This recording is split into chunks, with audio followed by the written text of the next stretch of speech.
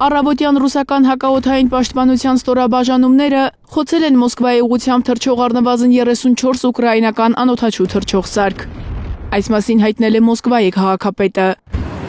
Ժամանակավորապես փակ էին քաղաքի 4 օդակայաններից երկուսը՝ Դոմոդեդովոն եւ Ժուկովսկին։ Ռուսական պետական 10 լրատվականի տվյալներով Ռուսաստանի զինված ուժերը վերջին մեկ օրում 281 ուկրաինական անօդաչու թռչող սարք եւ 2 կառավարվող ռումբ են խոցել Դաշնության ամբողջ տարածքում։ Ռուսական լրատվամիջոցներն ամբողջ շաբաթ ուկրաինական հարձակումների հետևանքով քաղաքացիական անձանց զոհերի մասին են հաղորդել։ 1 մարդ զոհվել, 5-ը վիրավորվել է Բրյանսկի մարզում։ Ռուսական կողմը նաև ուկրաինական հարվածի պատճառով քանդված բնակելի տների ու շինությունների լուսանկարներ է հրապարակել Բելգորոդից։ Բելգորոդի նահանգապետը հայտնել է 16 մարդու վիրավորվելու մասին, նրանցից 3-ը երեխաներ են։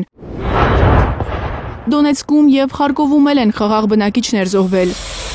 ՏԱՍՍ-ը գրում է, որ ուկրաինական հարվածից 2 մարդ զոհվել է Դոնեցկում,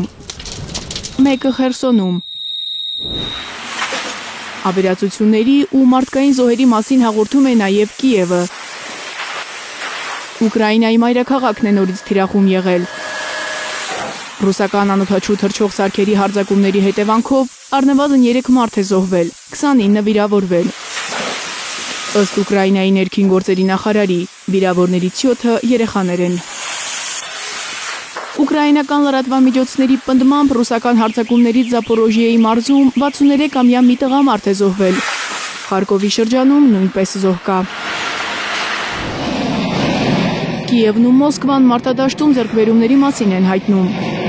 Ռուսաստանից ցամաքային զորքերը մտել են ռազմավարական նշանակության ուկրաինական Պոկրովսկ քաղաք, Կիևը հաստատել է լուրը։ Վլադիմիր Զելենսկիի կարծիքով իրավիճակը դժվարին է։ Նրա խոսքով, չնայած քաղաքում եւ քաղաքի հարակից տարածքներում թեժ մարտեր են ընթանում, ուկրաինական ուժերը պահպանում են իրենց հիմնական պաշտպանական գծերը։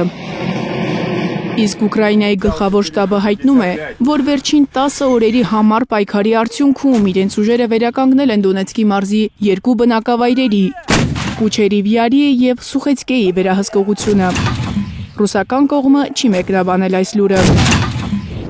Ռուս-ուկրաինական պատերազմի թեժ պահին, երբ Թրամփը հայտարարեց, Տոմահաուք հրթիռներ չի վաճառելու Ուկրաինային, Ռուսաստանի նախագահ Վլադիմիր Պուտինը հայտարարել է, որ Մոսկվան հաջողությամբ փորձարկել է միջուկային շարժիչով Բուրևեստնիկ անսահմանափակ հեռավորության թևավոր հրթիռը։ Պուտինի խոսքով սա եզակի զենք է, որն աշխարհում ոչ ոք չունի։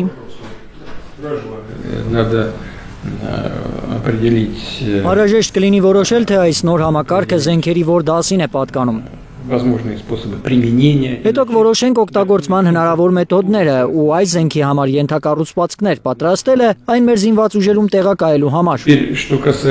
Հրթիռը 3 օդում մնացել է մոտ 15 ժամ, անցել 14000 կիլոմետր։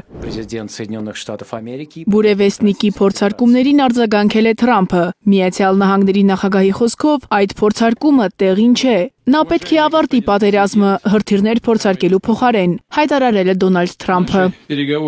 Մարիամ Ամիրջանյան, Անի Ղանդիլյան, Հայլուրի համար։